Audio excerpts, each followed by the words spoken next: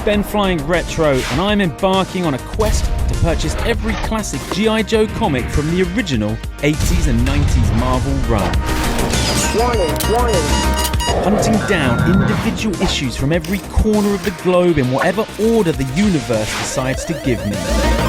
Join me and my pal Steve every week as we discuss my latest find. Welcome to Chasing Joe. Chasing Joe. Whoa! It is episode 20 of Chasing Joe. That feels like a landmark. It is a landmark. I've got a fresh gin and tonic to mark the occasion. I'm BenFlyingRetro. It feels like I'm doing this from Blade Runner. There's neon, a lot of glare happening. You're consistently lit. Who are you?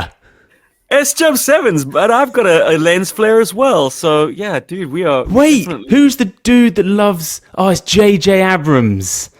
Abrams. Pardon? Yeah. Abrams. JJ. He loves. Mystery box. Just Yes, lens lens flares flare. in those Star Trek films he did. It was just relentless. I think we might need to polish our lenses a little bit. Maybe that's a nice smear across our laptop. I'm caked in Vaseline here. Let me see. I've got a little. Maybe I can turn this down. Oh, it's very stylish. Ooh, there we go. no. Turn down the Atari. Gonna open a little gin and tonic in a can. Now you're looking very Roger Moore, Live and Let Die safari suit without the jacket. That is a look at the collar. I am pulling rare relics out of my childhood cupboard because, like, I'm poorly, Ben. I'm stuck in isolation with an adult case of chickenpox. So I shan't be joining you with a gin and tonic. I'll be sticking to good, clean H2O. But cheers on 20 episodes, my brother. Yeah, brother. An adult case of the pox. Unreal. Yeah. 40 years young, and it got me in the end. 100 years ago, they'd just shoot you. So you're lucky. Count yourself lucky. Now, behind your left shoulder, I'm seeing something that interests me. What is that? Some kind of a screen? Yes, it is a very late CRT television. Late. But just before they moved into flat screens full time, Samsung did this bad boy. And what, like 97? Probably later than that. It might even be the early 2000s. So it works so well, and it's particularly gorgeous with the old school Nintendo that I have hooked up to it.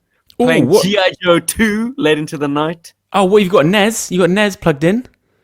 Well, the clone, the Fammy clone, the cheap knockoff that China made billions of even. Okay, well look, we're here. They still make them, by the way. It's like they never stopped. We're here for one reason only. I couldn't think of it. It's Friday night. I can't think of anything I'd rather be doing than just chatting about Joe comics with my good buddy S-Jubs. It just doesn't get better. Pray for a good one. I mean, they're all good, but like some are superb. Okay. What is it, Ben? We've got ourselves... Special missions! We got Special Missions issue 19, November 1988, March 89 cover date slapped on its gizzards. We know that this was an eBay purchase for £1.60. So I'll just bring you up to date. At episode 20, the running total is £91.58, $114, including 5 extremely generous donations. So I've got 20 books. I've got 20 books. Yeah, I mean, 20 episodes. Yeah, going really well. And boy, oh boy, do we have a kick-ass issue for the episode 20. Oh, yeah, it's I joyous. love this one. This is called Getting There. Getting There. The crew of a Tomahawk helicopter. This is exactly what Special Missions is all about. This micro-focus, this like nuts and bolts story of like what a small team of GI Joes do. Just in facilitating getting their guys out of a hot situation. It's just an extraction. It's an extraction issue. It's so very pointed. It's got one of these really sort of old, thick, grubby bags with sellotape. It's an Well, that's gotta absolute. go. It's going. It's going. Snob. You used to do it live on the show. I Do you have know. a I thought bag and a board? that's gonna slow us down. Okay, nothing waiting in the wings. Smells like moldy bread. Smells like moldy bread. It doesn't smell good. I'm not gonna lie. There we go. Now, who we got here? We got Muskrat laying down suppressive on His shotgun. some guy in a Hind helicopter with detail up the wazoo. It's beautifully How do drawn. we know it's a Hind helicopter? This is from his cockpit point of view. Is it not a Hind? Well, I mean, you speak from privileged information, but like, what on the cover says Russian? Yeah, I love. Look, he's got a fan up there to keep him cool. Oh, Lot of detail, and just even how the kind of, the bullets aren't going through the canopy. They're kind of creating that sort of cracked glass. Kind of is so cool. Well, it's a gouge out of the armored glass, bulletproof glass. Like it's chipped away just the top layer. And look, I'll be honest. He is that is the face I would make if I was under fire. He's just gritting teeth, and you can hear that sound, can't you? That kind of sound of when bullets are hitting a canopy like that. Ooh. Even if you know you're safe from buckshot, like you would flinch. Absolutely right. This is Andy Kubert giving us something very interesting. Like he's flying pretty close as well. Yeah, it looks like they're about to collide, to be honest. And what makes I suppose the subjects are this close because of dramatic effect. Like these helicopters would not be engaging nearly this close, but it looks like the boarding party of two old sailing ships, basically, like fighting ships. Yeah. Don't you love how Muskrat is clipped in as well, though? You see the little strap. He's clipped in, and he's just right. He's probably the strap is taut, and he's like, yes. Well, you must do, hey. I mean, that's not his shotgun, is it? I think so. I mean, the bore looks wide enough for it to be a grenade launcher, but look, this will upset you because I know this keeps you awake at night. But I'll never load up my Muskrat with the correct shotgun. Now, what shotgun has he got? You are currently rocking 2 Lieutenant Falcon shotguns. So I was just up in my room. I was looking for the right shotgun, and I was like, well, all I can find is Falcon shotguns. I don't own 2 Lieutenant Falcons. So you must have traded. You thought that shotgun was superior, so off went. I thought I'll send S-Jubs over the edge. I'm going to load them up with 2. Now, I would say that Muskrat is way ahead of his time with this. Because this, to me now, that's a skimboard. Sure. I mean, surely it wasn't big in the 80s. I think my brother had it was a circular board. It wasn't. They were circles initially. They were circles. But yeah, you're right. Absolutely ahead of his time. But absolutely adore this figure. Charlie Don't Surf. That's what I think of when I see a GI Joe accessorized with a skim board. I'm like, this guy's got way too much downtime. One of his included accessories is not a practical means of transportation. It's for him to basically kick back and catch some skim waves on the beach. Yeah, on the shore. He certainly doesn't hold his knife very well these days. This always reminded thumbs with 2 massive pumps. Yeah. He's dual wielding.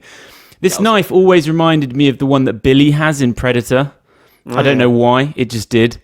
And I used to kind of reenact. Where he cuts himself. Yeah, I used to reenact that scene all the time. I kind of wish it. Blue. Don't you wish it had somewhere to live? Yes and no. Okay. I wish Muskrat had a backpack and not the skim board. So are you prepared to sacrifice your favorite accessory? Goes so well with him. And you might be able to wedge it in between the skim board and his back if you wanted. You enlightened me, and it's much more clear on the cover of this comic book. But he has is that an oxygen tank he comes with? Yes, I think it was a review that I watched on YouTube that perhaps enlightened me. But yeah, little oxygen tank, maybe for submerging himself in swampy waters for extra discreet infiltration. Yeah. Something I wanted to discuss, just because of this taking place at the very end of the Cold War, I don't know how much reference material Larry or Andy Kubert had for the interior of a Hind attack helicopter. So I Interesting. imagine a lot of this is kind of just an imagination of what the interior looks like. Yeah. I guess this is the front seat where the gunner sits in the Hind D. I can't quite get the perspective. So that's the side, yeah? That's the side of the Tomahawk that he's about to ram, basically. Okay, yeah, okay. Because you can see the back end of what I assume to be the bomb or missile, the sort of the big ordnance that the Tomahawk has. Yeah. I tell you, the rotors would be going crazy up there. I mean... Yeah. They've absolutely intersected rotors by now. This is moments ding, before... ding, ding, ding. It's kind of... it's sort of one of those covers that could easily be a splash page within the book, a kind of a panel type cover, you know? But I do love how deep that dude is into the foreground and how it kind of frames Muskrat. So this is 88. When did Muskrat drop? The very same year. And okay. A lot of these special missions are placing the 1988 crew front and center. We have special missions to thank for giving us moments for Shockwave, for Muskrat, Repeater. Guys like Charbroil and Spearhead even get moments in special missions.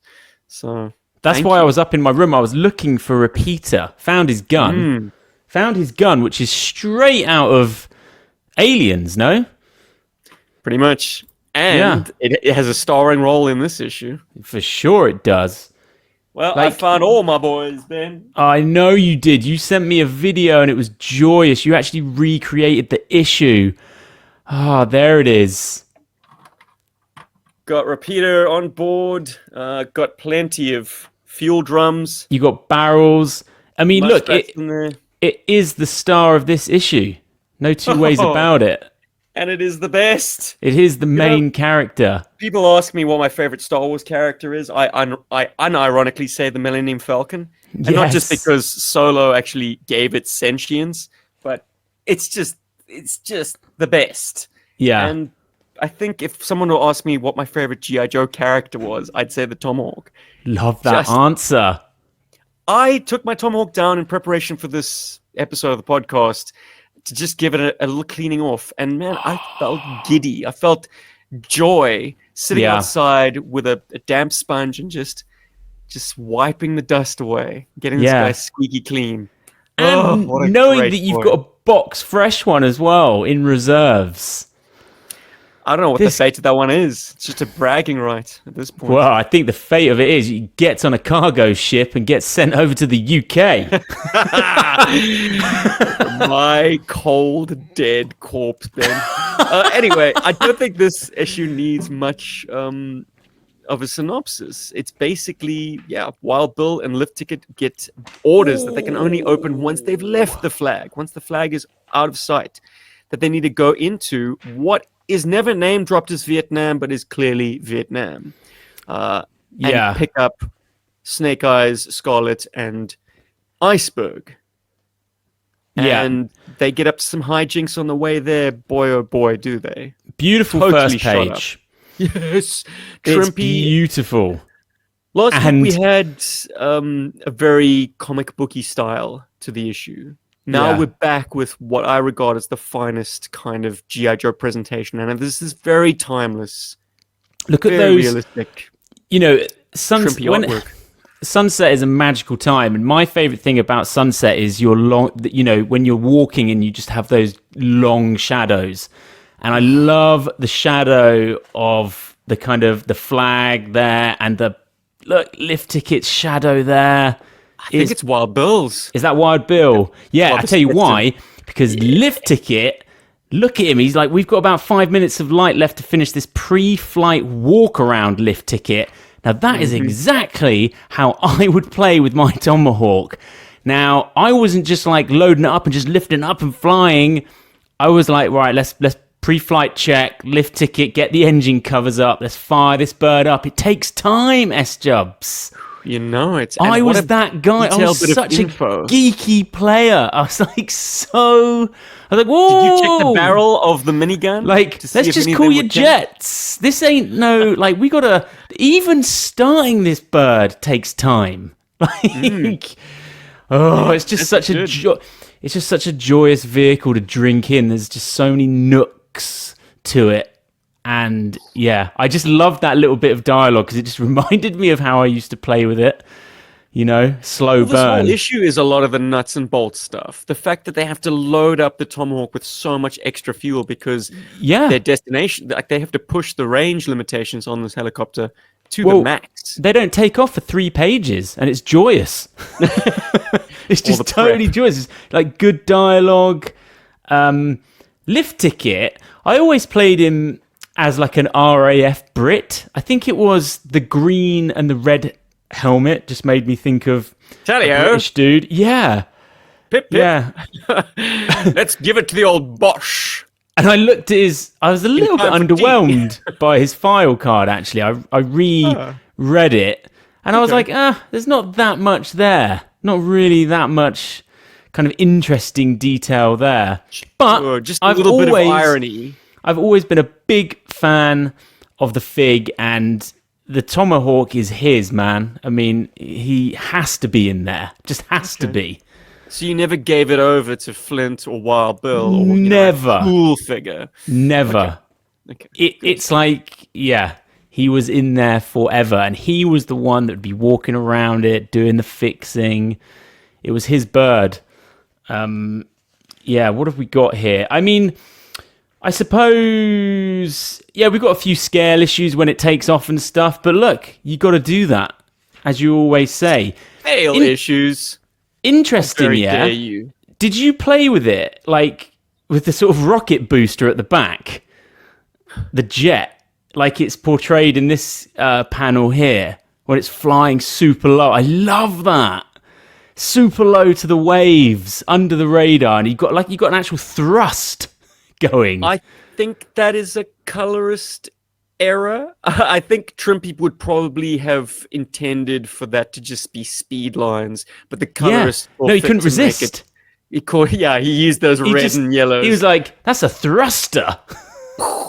This is Airwolf jet thrust engaged. Now, look at that big, you got those 2 Hellfire missiles. Now, I was playing a lot of Desert Strike at the time, and the Hellfires, you only had 8 of them in Desert Strike, and you wouldn't just use them. You'd only squeeze those off when it was like, okay, this is a heavy missile. And I was the same playing with the Tomahawk. You only had 2 of those bad boys, and I used these other ones as bombs. Yeah, the structure that they have is very bomb-like. I don't think there's supposed to be a rocket motor back there. Yeah, I'd drop them. It's a weird look for a helicopter to be like dropping dumb bombs. That would make it a very, very juicy target. But hey, whatever. It's GI Joe, man. Load that thing up.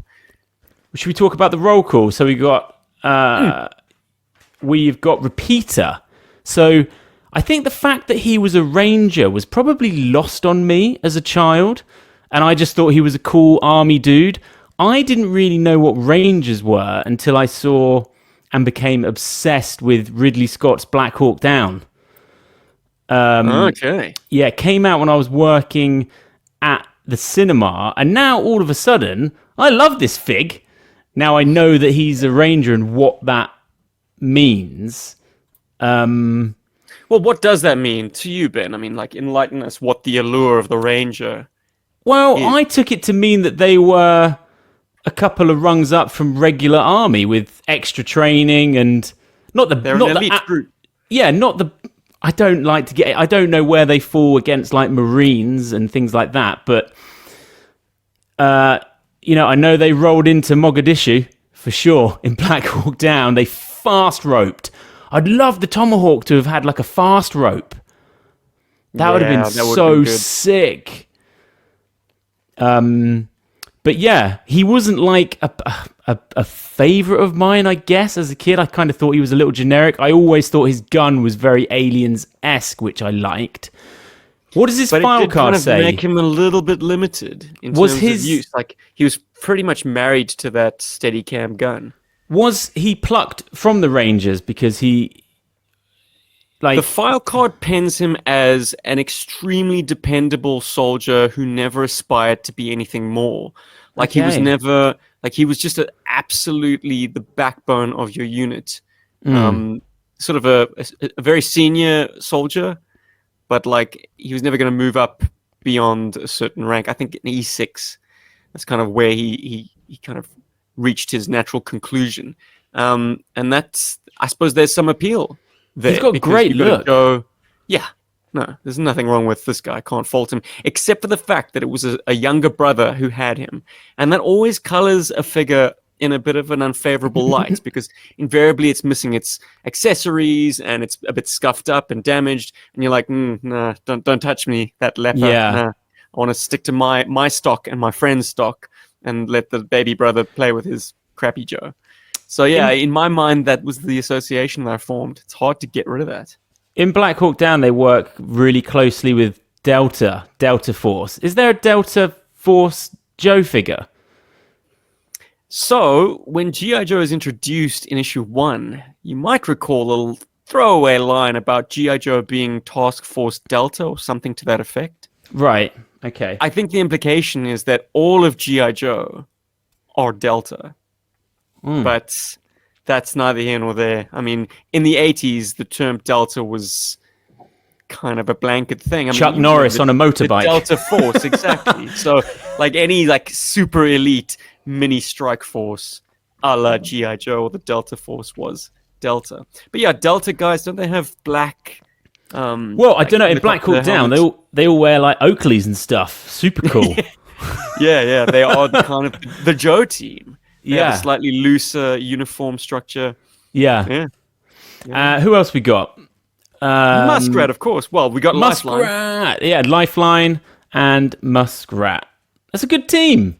Very It's good fine team. And they got those barrels roped up. I mean, I would be on eggshells with a barrel of freaking helicopter fuel in there. I like how everyone's got kind of jobs when it comes to being in the helicopter. Like at one point, Muskrat is using a hand pump to top off the tanks. Yes. Like these guys are clearly well drilled in terms of being a Tomahawk crew. I mean, Lifeline, absolutely, because you need your medic on board, because essentially they're going to be picking up. Good job they had him as well. Yeah, Look at- Joes that might be shot to hell. So you've got to have your medic in for the ride. But the other two are no slouches either. They're not just door gunners. They are Yeah. airmen. Absolutely love the blackout shots or the night shots.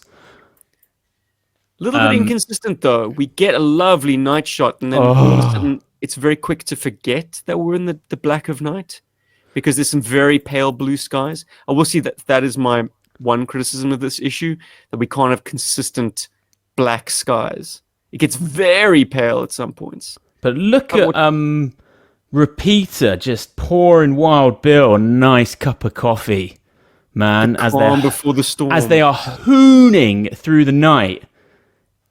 Did you love playing out moments like this? Like everyone's on board the ship or the APC or the helicopter, and someone offers another operative a drink? Well, no, I was going to say I used to love going outside because I had a little kind of woods next to my house and just playing nighttime G.I. Joe. So fun. So Lose some fun. accessories that way. Yeah. But more like vehicle play, like flying, just like sprinting around through the night. Oh, my days. Yeah. I mean, look, do the same thing myself. this is a super exciting issue. And then all of a sudden, big spotlights on the Tomahawk, and it just gets peppered up with intense AA like battery, like guns. Just absolutely gets massacred up, like all through the cockpit. Fire coming through, all their instruments are dead. It's pinging the petrol drums. It's absolute chaos. Enough chaos to bring down a Rattler, but hey, the Tomahawk's got plot armor.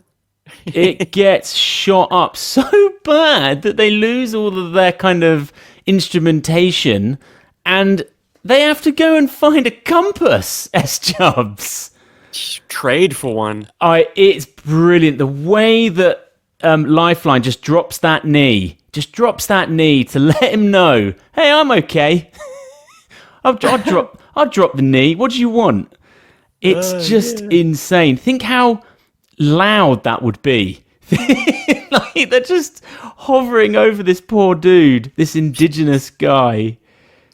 But look, well, he's probably seen some shit. I mean, if he was a smuggler throughout the war years in Southeast Asia. And what does he give him, S-Jubs? Oh, he gives him an official GI Joe digital watch in exchange for the ship's compass.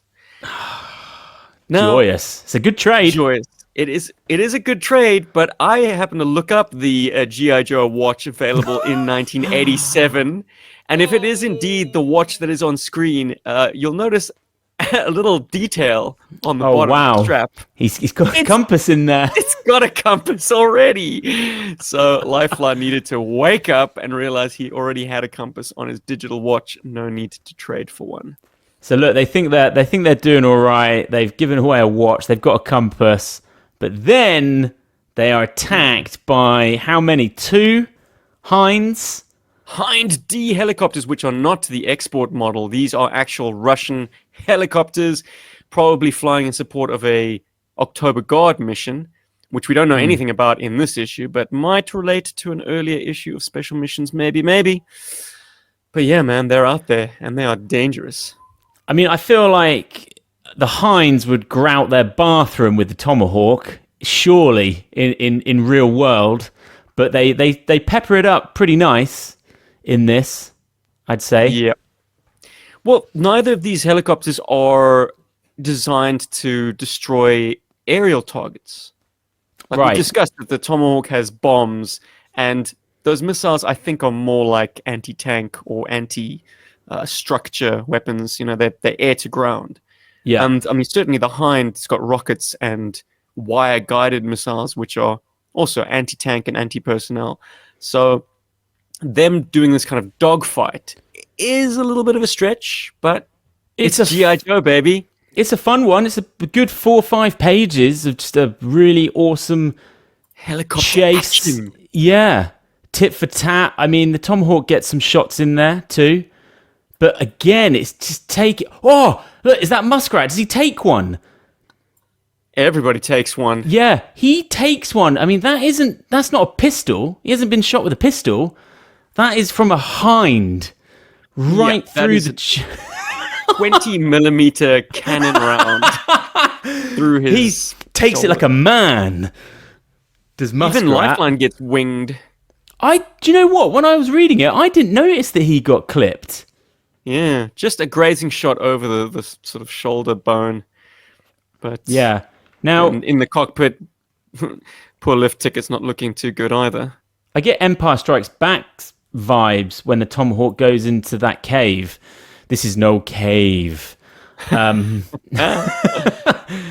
pretty ominous. Yeah, but what does it do, man? It launches that missile and it just breaks that Hind in 2. It's a beautiful page. You got they're bailing out. Page, but I feel like go on. Shrimpy took his foot off the gas in terms of bloodlust, because like these Russian guys, they're not the aggressors. They haven't done anything wrong. An American helicopter popped canopy. Well, exactly. I think Herb has intentionally drawn, like, instead of having the whole thing burst into a huge fireball and the assumption is that the crew gets killed, he's shown it in a very kind of tastefully bloodless way that the missiles penetrated the helicopter. It's basically broken it in 2, but the occupants are like kind of tumbling out of the cockpit harmlessly into water. We don't see them land in the water. It's not quite G.I. Joe cartoon level of like non-violence, but like the assumption is that they might have survived this.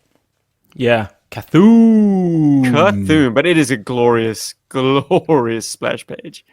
It is. I mean, by the end of this thing, the Tomahawk is in string out shape, man, for sure. Mm-hmm. Now, how do they get rid of the other Hind? It lands, And They then finally pay off the joke because everyone is constantly ribbing on Repeater. Like, what good could you possibly do with your pop gun against the armor of an attack helicopter? And he keeps saying, well, you guys don't know what kind of ammo I've got packed. Yes, and we get a huge description of what he's packing. Well, I was going to make the point, like, surely this is the same ammunition that Roadblock used to take out that Rattler at General Flagg's funeral. Yeah. Because, like, no one's sort of poured scorn on him, like saying, oh, what are you doing shooting that at an attack aircraft? That pea They're shooter. experimental rounds. Totally. Enough to punch right through the armored engine shroud of a Hind D. And sending it, its engine gets taken out, but it's still got a full load of fuel, which the Tomahawk is able to siphon out. Mm-hmm. Yeah, very fortuitous. And the two guys, they get the hell out of there, and they come back. Yeah, they're gonna steal our helicopter. So these two flyboys challenge Repeater, and he sends them packing. It's like, you had your fight, now get lost. Love that. I love the last panel where they're all banged up and laying down, and they actually look, you could look, a little bit of Snake Eyes there, Iceberg. Oh, yeah. Who else? Scarlet. Yeah, and they've been on, like, I want to spend some time with them. They've been away for like 3 months. Yeah. In Asia, over mountains and jungles, fighting bandits, dictators, and Destro's legions. Now, I should probably whip up a custom and be a lazy boy custom, but to do an Iceberg with his sleeves chopped off, use the same torso because it's powder blue. But yeah, you would need unmasked or unhatted hair, and then put a set of goggles over the top of that. But that's a cool look, man. It's nice to see them all bandaged up, though. There's a cost to these missions, man. They all get tagged. For sure. Look at them sat there. Fantastic. Next issue. Well, it pays off the joke. Like, Iceberg's like, what are you guys so banged up about? All you had to do was fly here. It's like, oh, shit. You did actually get shot. I take it back. This is why we absolutely adore special missions, because you're not going to get a little story like that in ARA. It's just so specific. It's just get your Tomahawk out and play, man. And I need any extra license to do that. And here's some pointers in this issue of how you could do it. Like, it just, I mean, this is selling the Tomahawk for sure. I had a look, so I went on eBay and I was like, oh, this pains me. And I didn't have much joy. I mean, getting them complete and getting them not broken rotors is very difficult. Very difficult. It may be a bridge too far. The Tomahawk. Look, there are later releases of the Tomahawk, but I don't know if they are any more affordable or available. I'm trying to think what Christmas I would have got it. Do you know? 88. Do you know UK release? I think 1988 series might have had the Tomahawk. Yeah. Mm-hmm. Christmas 88 then, or potentially 89. 88 or 89, because by 90 you were into the Rolling Thunder era. Yeah. So the Tomahawk would have probably been discontinued. Yeah, the rotors were tricky. Now, you flipped yours, didn't you? To get rid of any kind of cross, like, hitting. Well, it always was a sticking point that all the rotors were universally faced, whether they're on the front hub or the rear hub, because that would suggest that they're all rotating counterclockwise. Whereas on a real, front and back tandem arrangement helicopter like the Chinook, you got one that's rotating counterclockwise and the other that's rotating clockwise. So you've got that offset in every potential way. There's no gyroscopic precession or anything. How many seats have you got in the central cabin there? Back to back seats. And have they got little they've got little backpack things, yeah, so you can clip them in? Yes, they do. Back plugs on the classic Tomahawk seats. The modern reissue has molded seats that you can't remove. Yeah. Which sucks. Because you can't then strip the canopy bare. Strip the cabin bare. Yes. and make it like a medivac, or in Yeah. my case, Which is carrying the really fuel. fun. Yeah. And the ramp at the back. Just nice wheels on that thing. It's kind of the perfect... rubbery. It's the perfect GI Joe toy. It's like the perfect vehicle. I think it's probably my favorite Joe vehicle. It's the one that I'm most nostalgic for. I have the fondest memories of playing with it, and it's kind of like the one that I pine to get back more than any of the others. It is the Millennium Falcon of GI Joe. I think it is. So if there's one vehicle to keep in your crosshairs, Ben, it's the Tomahawk. Well, look, Bear in mind, though, it does need its place of pride. The classic Tomahawk, you can't collapse the rotor blades. Once they're in, and you need to give it its real estate. Yeah, even as a kid, I super glued mine in. But look, I did pick up something this week. Ooh. Nothing to do with this issue. It just was business that needed to get done. I finally pulled the trigger on a mint Alley Viper. Yes. And he is absolutely joyous. The price point on these chaps is diabolical. So he was up for 30 quid he was up for on eBay. That is punchy. Anyway, I lowballed. I went in with 20, and I must have caught the guy on rent day because he accepted. Excellent. And I got him for 20 quid, and I feel like that's fair price. 30 complete, unbroken. Yeah, dude. Look, it's not competitive. You're not a bargain hunter with that price, but it was the right time, the right guy. It was $10 off what he wanted, so you kind of met in the middle. And this is very much a display figure. So he's kind of straight in the cabinet, and to be... So he's not going to be doing downhill skiing on the banister, Ben? Do you know what? I wouldn't. I actually wouldn't. Yeah, I'm so glad. I'm sorry for that poor Snake Eyes who had to bite the dust. You got the double Cobra insignia on the helmet and on the visor when that visor goes down. That's nice. I mean, he is a beautiful fig. Cobra insignia on the arm as well. I mean, look, don't you want that gun to come off the backpack, though? Be careful what you wish for. They did make it removable in the 25th anniversary release and subsequent releases of it. Look, it's always fun to have another accessory, but like... Is that so he can fast rope down a building or up a building, something like that? Fire grapple into a fool's face. Yeah, he's got 3 grenades on that backpack, the riot shield, the coolest gun. I like to think that cylindrical detail on the backpack is the real for the grapple launcher. Is that a spare mag, or is that the mag? On the side. Yeah. No, I think that's probably a spare. Just a way to store your spare away from, do a quick grab.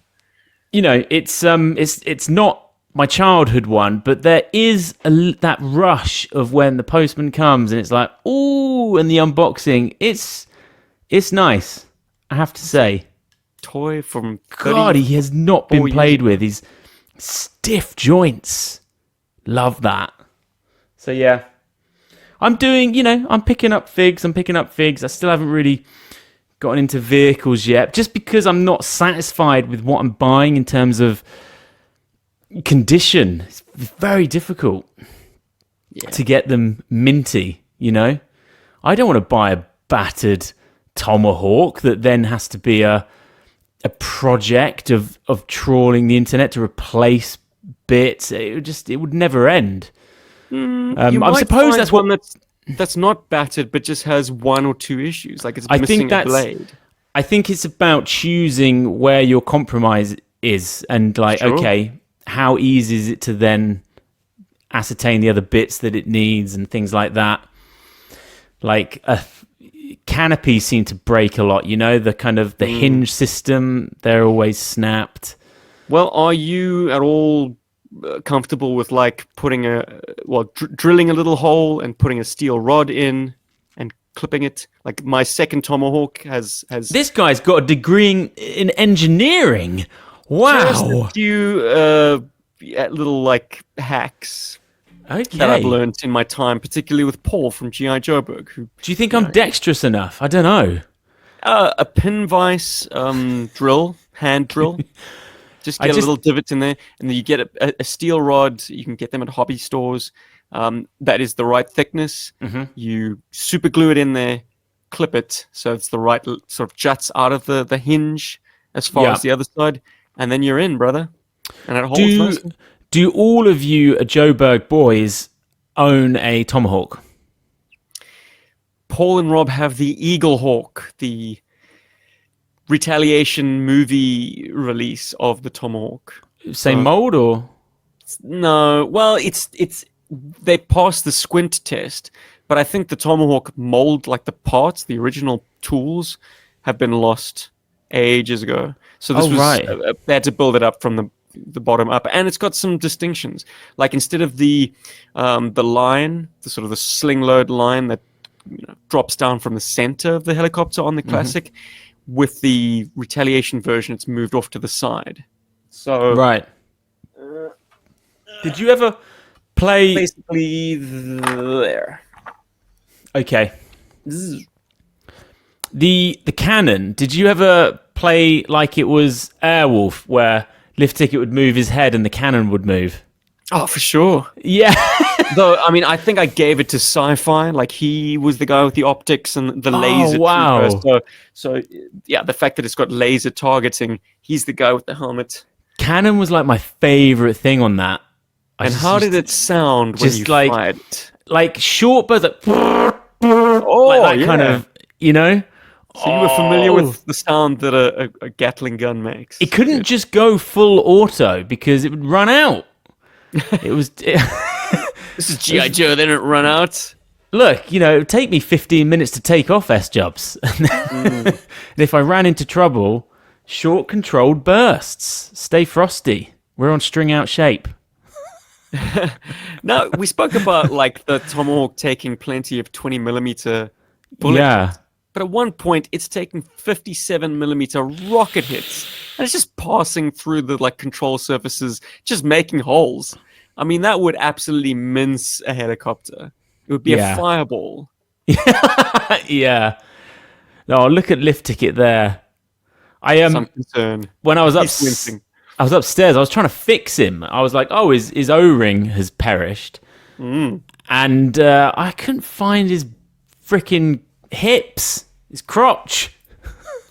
Found his legs. Find his microphone. I didn't. Ooh, negative. Wow. Yeah, he's an interesting figure with that big molded helmet. I mean, it's a big old thing. Yeah. Something was lost in translation between the 2-up, which is the sort of double size sculpting model that then is reduced for mass production, and the ultimate product, because his expression, which kind of looks like a goofy grin, on the 2-up is more of like a scowl, like he's like, argh. Right, So okay. Something was lost in translation when they shrunk it down to the 118 scale. My one's seen some serious action, I tell you that. He's got no nose, so I don't know what happened there. Pretty common malady when you got a painted face. Yeah. Oh, you say he's got no nose. So yeah, no nose, just a black. You road rashed him, did you? Yeah, that's what I mean. I don't know. He had a lot of play. I'm just trying to think of things. I think I remember taking the Tomahawk to the beach a few times, just because the way it was painted. I was like, I got to get this thing desert based. That was always a good time. And I just used to love how it had wheels. I used to remember parking it almost. You'd land and then you do a little drive to the depot or something like that. Everyone would pile out. That's a pretty valid thing to do. I mean, you have wheels on a helicopter so that it can taxi about on the apron. Do you have what's your memories of this comic issue. Is it more after the fact with Special After the Missions issue fact. 19? Well, it made me love the Tomahawk even more and made me like flip out and say to myself, this is absolutely the quintessential GI Joe content that I want to keep reading. It kept me coming back in hope that there'd be another story like this one. We have not had a bad Special Missions yet. This is our 4th Special Missions. They've all been bangers. More bangers than not, but there are a few duds lurking out there. So there's one with like a massive pterodactyl on the front. I knew you were going to mention that one. I was like, let's get to that one. Well, it's Tiger Force's shining moment, so maybe it's got some redeeming qualities. But yeah, it's up there. That's a pretty. I was like, geez, is that Sauron? Do they go to the Savage Lands? X-Men There's one style. that isn't written by Larry, and that's the one that probably drops the ball for the not special written mission by side. Larry. I know, what a shame. Extraordinary. And there's one that's actually written by Herb, and I think he was just having a great time. Herb Trimpe, the artist, would oftentimes do some scripting chores. Yeah. And yeah, Ladies' Day. We'll get there. But is there a favorite panel from this issue for you? Oof, there's lots. Well, for me, I'm going to just nominate. What's your one? Where Liftik is maneuvering the Tomahawk between the damn wall, the power lines overhead. But he doesn't know about the power lines. Yeah, exactly. He's completely lit up by not only spotlights, but quad DHK. What are they? Yeah. Basically quad cannons, anti-aircraft guns. Yeah. Doof, doof, doof, doof, doof. Yeah. Thaka, thaka, thaka. And I mean, what a hell of a maneuver. He says that he didn't know that he was flying under power lines, and Wild Bill was like, if you want to be a hero, you should learn to shut up. Yeah. Just to take the compliment, you dick. My favorite panel is an absolutely tiny panel, but it's just the night shot of it skimming the trees, just because how evocative it is. And you know me, dude, if it's at nighttime, I'm in. The speed that you get from that panel. Do you remember playing with like Tomahawk or anything that flew and doing ultra low flying and maybe like long grass? That was the best. And you'd skim it, you know, you'd skim the blades of grass. So fun. Must have done. The Tomahawk was a big deal to me, man, and clearly to you as well. But it arrived very late in my play. This was the sweet spot for me. I mean, it was right in the thick of it. I used every substitute I could for the Tomahawk until I eventually had one. I had a Playmobil bus, so that was good for the interiors. And then I had it later on. I called it the Tomahawk 2 because it was no Tomahawk, but it was by a competing line called Soldier Force by a company called Chap May. Anyways, it's bigger than the Tomahawk. You could actually drive a vehicle up into it, but still a poor substitute for the real thing. Then eventually, when I think I was 22, I got my Tomahawk finally, and man, I wept that day. Rob got a whale. Nice. I got the Tomahawk. Amazing. Yeah, I mean, that's a good day for both of you guys. Jeez. For sure. I mean, you what could a have box. some nice... Yeah, you could have some nice... To get a box from the postman that contained both those vehicles. Good Lord. Just the fact, you know, the details that you get in these Joe books, just the fact that they've got the barrels of fuel on there as a plot point is just amazing. And Muskrat pumping them as well. Yeah. It's just like, you know, you've got to be on a certain level to even think to put that in, you know? Most people would accept do that. Most people would just accept they're going on a mission. Yeah, it's fueled up. There's a sliding scale of realism in GI Joe books, and I'm grateful that Special Missions really kind of amps up the realism, where it's kind of relaxed in the main book. I don't think we ever had fuel be a concern, or ammunition be a concern in the main book, whereas Special Missions makes a plot point of it. It's like, in order to get there, we have to take additional fuel and pump it mid-flight. And even if we use it all up, we will still be flying on vapors by the time we get back to the flag. So we can't waste a drop. Yeah. I remember playing Desert Strike and fuel was a premium. Did you ever play Desert Strike? Yeah. And even that would seep into my Joe play. You can't just be flying around forever. These things got fuel in them. But then it was weird. In Desert Strike, if you were low on fuel and you were over the sea, your fuel wouldn't go down. Infinite fuel. Yeah, you could go over the... I must say I'm more familiar with Jungle Strike. What a game. Had that one. Yeah. It was refined. I mean, it was refined and it had multiple vehicles. You weren't in the Apache anymore, though, were you? And I missed that. You were an experimental helicopter, the Comanche. I know, but the Apache just felt like Joe. Yeah. Okay, you know? right. So that was fun. And it had, What else did you have? You had a hovercraft in Jungle Strike. You had a stealth. You had a stealth bomber. Yeah. That's it. Yeah, and then do you know what? I never went further. So I never did Urban Strike or Soviet Strike. I never did the next generation. Strike. Nuclear. But man, I sunk a lot of hours into those bad boys. We got in and out when the getting was really good. Mm-hmm. Yeah. Let me show you what I'm literally going to sit down and read after this. 2 seconds. Oh, it's show and tell time on Chasing Joe. I think I'll counter him with what I've been reading. Yes. Went to the comic shop today.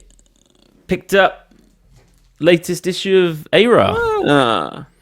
Yeah. Was it 313? What do you think of this Cobra Commander?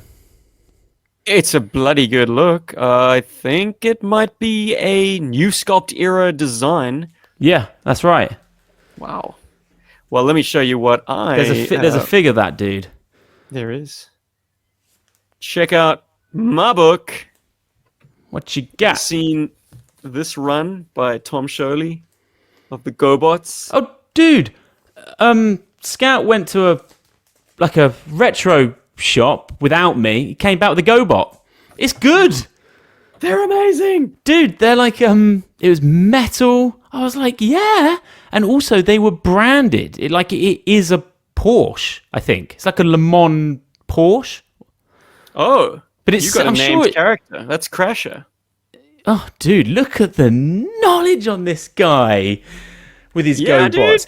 I felt burnt. I always used to take the mick out of GoBots, and I was playing with this toy. I was like, it's a different type of transformation to them. It's a simpler mechanism. Therefore, when it's in its vehicle mode, it's really tight and it just feels like a Hot Wheels car almost. Something I really delight in with those early GoBots was, unlike the initial Transformers, which were pulled from different distinct lines, like Microman, Microchange, Diaclone, Penny Racers, whatever. The GoBots all had a very consistent presentation. They're all similar sized bots when they were transformed. They all had chrome, they all had metal, almost in equal proportions. The vehicles were very detailed, but they were of a similar standard. There's a consistency to GoBots that's very appealing, very collectible. Was the show any good? I have very early memories of only watching the Challenge of the GoBots, which was the film. I have loved it, but I believe it's quite puerile by today's standards, and it's Hanna-Barbera in their declining years. So animation shortcuts are really starting to show their hands, and budget cuts, etc. So those books you have, when are they from? Circa they're when? Fairly recent. I think 2016, if I'm not wrong. And what is it? A little short run? Yeah, 5 issues, IDW licensed. Dude, and it is Tom Sholey. Lovely so good. To see you reading comic books. He's revolutionary, this guy. I love what he does with toy properties, because not only does he tell a rip-roaring, thrilling, intriguing tale, but he's so true to the toys themselves. The detail, the loving detail that he puts in. It absolutely would be your jam if you were more of a GoBots man. Well, I'll tell you what is my jam at the moment that I am obsessed with. Late to the party on this, Deadly Class. Deadly Class. Okay, sell me.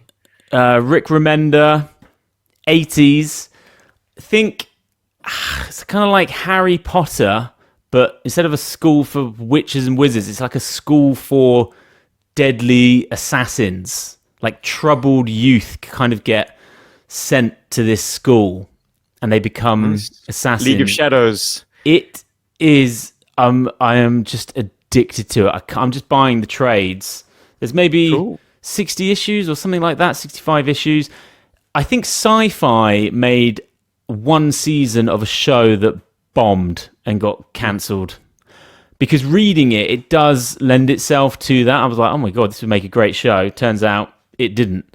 But so I'm on the third trade and I cannot stop. It's just glorious. So good. Lots of reading, but did you watch Alien Romulus and what did you think? Oh my God, it was so bad. It was so bad. Never, ever, ever, ever have I seen a trailer and then I was like, what? That's not the same film. The trailer was clever. I mean, it starts off, I was like, what's with all these British teens? Bad acting teens that feel like they've been alive for like 1 week. I don't know, everything seems like a new experience to them. I was like, okay, I like the practical sets at the beginning. I was like, okay, I'm on board.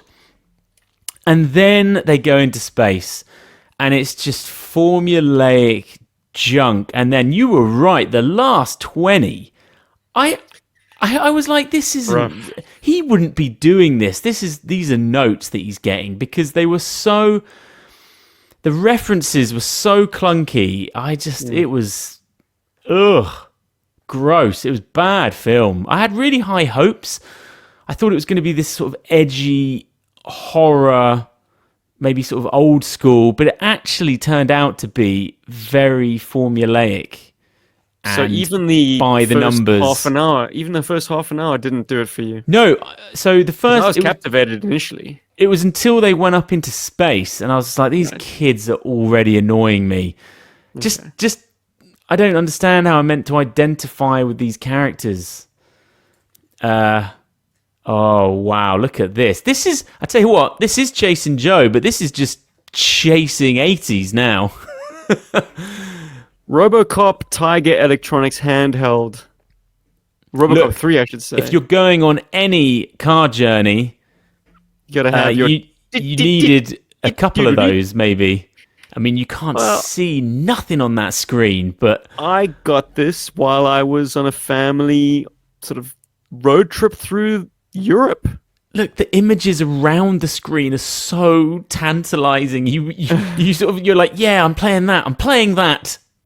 I was absolutely playing this on a ferry between the UK and France. So you were sailing across the channel.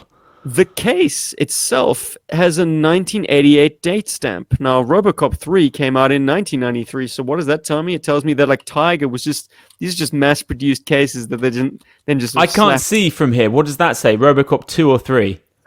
3. It's got the... Is that the one where he has a jetpack? Yep, jetpack. It's featured in the game. You get the jetpack power-up. You get the sort of handheld arm replacement. The whole premise for the film is, I think in this one, we're going to give him a jetpack. I think we're going to sell lots of toys. Go picture! Yeah. Oh dear. Well, look, I think we best wrap it up. I mean, I'm sat next to my cabinet of 80s dreams. I could be pulling out all sorts of stuff from there. I've got a pristine Fang in there. That's my only Joe helicopter I've got. Jeez. A good one. You could do far worse. It's a good one. I've got a colour bleached Storm Shadow version 2 that needs replacing. Damn UV rays coming into this room and bleaching my plastic. Yeah. Well, look, dude, that was a fantastic episode. I had an absolute blast. It felt like episode 20 was a special one. Indeed. A special mission one. Yes. But we'll be back next week with an ARAR, well, whatever the postman brings. But let's hope it's an ARAR book. I've been Ben Flying really retro and feeling a little bit drunk now. Who have you been, S-Jubs? A man with pox. don't know what I'll be in the morning, but yeah, for now, S-Jub 7-8er. Don't thrash like a salmon in bed and, like, I don't know. What do they do in Friends with Charlie Sheen? Oven mitts. You seen that episode with Phoebe? It's a Zen exercise at all times. Just do not touch oneself. No. But I can get through this. Thanks for joining us, everybody. We'll see you next week. Bye-bye. Bye.